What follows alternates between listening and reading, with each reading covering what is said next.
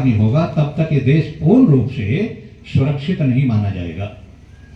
हम दुनिया का ठेका नहीं ले सकते कि लेकिन जितने बच्चे मेरे सामने बैठे हैं, मैं आपसे निवेदन करूंगा कि जो गुरुकुल की यहाँ पढ़ती हैं उनकी भी तो छुट्टी पड़ेगी ना, सब बच्चे अपने अपने घर जाएंगे और अपने अपने घर जा करके अपने माता पिता को ये समझा देना कि परमपिता परमात्मा निराकार है, सच्चिदानंद स्वरूप है, वो न्यायकारी है, दयालु है, निराकार है।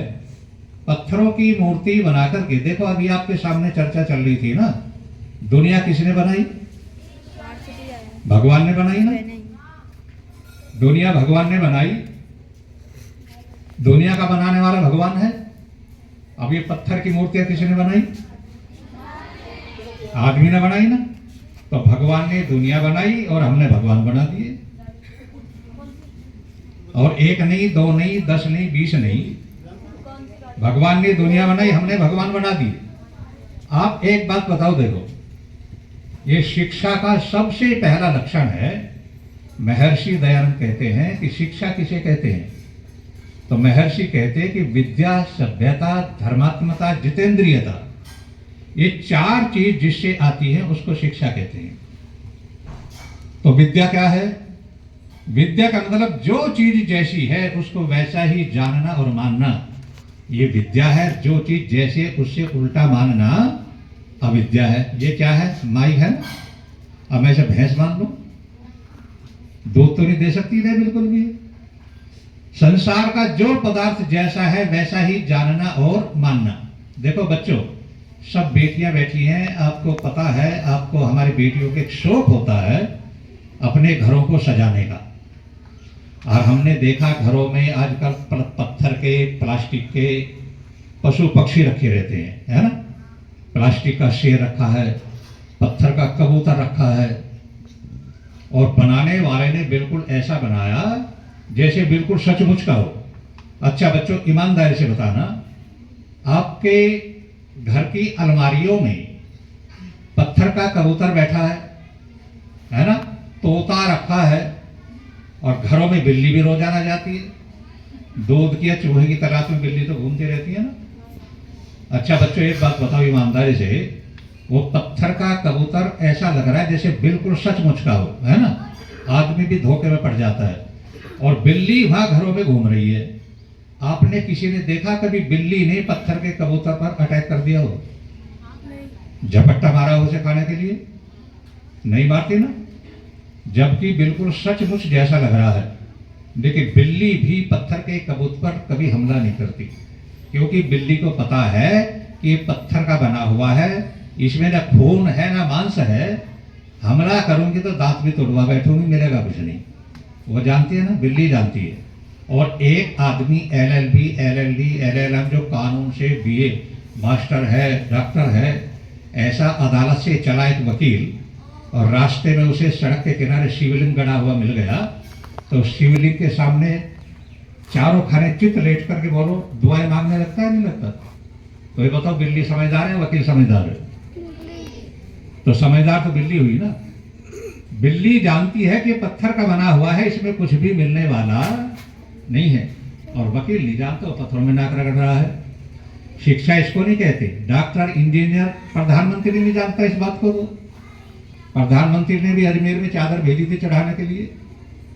इन्हें देखो, गुरुकुल का एक चपड़ासी भी जितनी विद्या जानता होगा, यूनिवर्सिटी के प्रोफेसर नहीं जानते, प्रधानमंत्री, राष्ट्रपति भी नहीं जानता, क्योंकि उनको पढ़ाया नहीं जाता। और मैक्स मुलर ने तो जो भारत की संस्कृति को बर्बाद करने आया था, 2 फरवरी 1835 को उसने लंदन की पार्लियामेंट में भाषण दिया।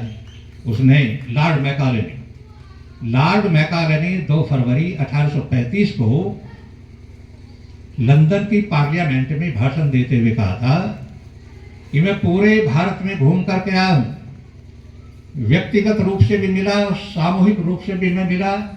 पूरे भारत को देखने पर मुझे पता चला कि भारतवर्ष में एक भी व्यक्ति अनपढ़ नहीं है। यानी शिक्षा का इतना अनुपात था उस समय। एक भी व्यक्ति अनपढ़ नहीं है, एक भी व्यक्ति वहां चोर नहीं है, कोई भिखारी नहीं है, उनके घरों में सोने चांदी के ढेर ऐसे लगे रहते हैं जैसे हमारे यहाँ अनाज के ढेर लगे रहते हैं। और जब भी मैंने गुरुकुल के पढ़े हुए बच्चों से बात करी और मैं कुछ कुछ संस्कृत बोलने का नाटक किया तो बच्चों ने मेरी त्रुटि को झट पकड़ लिया। उन्होंने कहा तुम यहाँ तो गलत बोल रहे हो।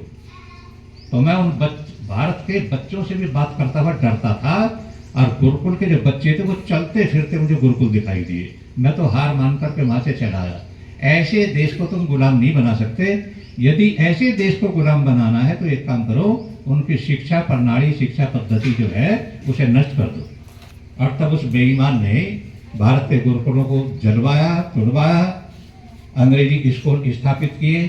ये कुछ चंद गुरुकुल ऐसे हैं जो हमारी संस्कृति सभ्यता को बचाए हुए हैं और वो आप जैसे बच्चों से बची हुई है। बाकी तो यदि ये गुरुकुल ना रहे या बंद, किसी कारण से भी बंद हो गए, जैसे सरकार ने पीछे बहुत जोर लगाया है, गांधी जैसा बेईमान आदमी ये कह करके गया है। गांधी की बात बता रहा हूं, जैसे दुनिया राष्ट्रपिता कहती है, बापू कहती है। वो तो देश वालों की मर्जी है, चाहे कुछ भी कहने दो। लेकिन वो गांधी कहता है कि यदि मेरा बस चले तो भारतवर्ष में जितने संस्कृत पढ़ाने वाले आचार्य हैं और जितने पढ़ने वाले विद्यार्थी हैं, मैं सबको गोलियों से उड़वा दूंगा। ये किसने कहा है? राष्ट्रपिता कोई नहीं होता, राष्ट्र की संतान होती है सब। वो इतना बेईमान आदमी था, उसने साफ तौर पर कहा, यानी हिंदी और संस्कृति का भी इतना दुश्मन था वो। जबकि वैज्ञानिकों ने भी ये कहा है कि धरती पर सबसे उत्तम भाषा कौन सी है? संस्कृत है। वैज्ञानिकों ने सबने घोषणा कर दी। और इसरो के जो अध्यक्ष है सोमनाथ, उसने साफ तौर पर कह दिया कि जितने भी धरती पर आज तक आविष्कार हुए हैं, सुई से लेकर के इस तक सारे आविष्कारों का जो मूल स्रोत है वो वेद है। ये सोमनाथ ने कहा, इसरो के जो अध्यक्ष हैं। इसका सिद्धांत आपको देखना हो, मैं बता दूंगा आपको। ऋग्वेद के 7वें मंडल का पहला मंत्र, पहला सूक्त, पहला मंत्र। ऋग्वेद के 7वें मंडल में पहले सूक्त का पहला मंत्र देखना, उसमें इसका सिद्धांत है। उसमें कहा, है विद्वानों,